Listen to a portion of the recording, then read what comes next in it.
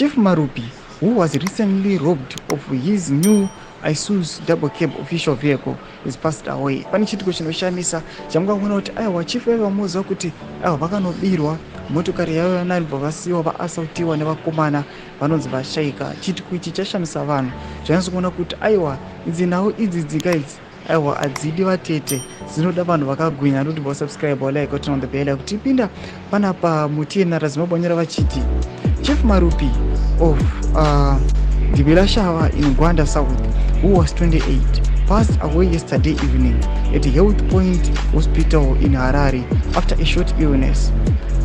Born Oheng Nare on 26 February 1996, he succeeded his father, Mr. Lawrence Nare, who died in 2008, installed as a chief in 2012. While still a minor, he officially took over the chief task in 2014 upon turning 18.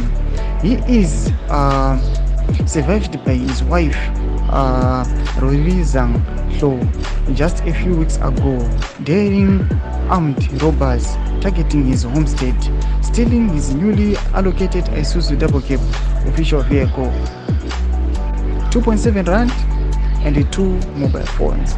Thomas kwambura nyuva pana unokomana veMTNR vachiti aiwa chitiko ichi chashamisa vanhu kuti aiwa munhu anobva kurobewa nematsotsi, kurobhwa mari nemacell phones. Mota yake aiwa nobva yatongwa nevakomana, yakakwadziwa ikatorwa nevakomana. Panapa zvoshamisika vachiona kuti anokuita a short illness ubva atopasa away. Chitiko chashamisa vanhu chanyatso kuona kuti aiwa idzi nhau idzi dzepolitics idzidzi aiwa hadzidi vatete. Zvanyatso kuona kuti uyu abva atomaka kuita the youngest chief aiwa anofa vanhu anoshaika ari pa 28 years. Bvunza mafungiro enyu moti kudii pamusoro pechitiko ichi. Mina comment section medu, subscribe or like, and turn on the bell.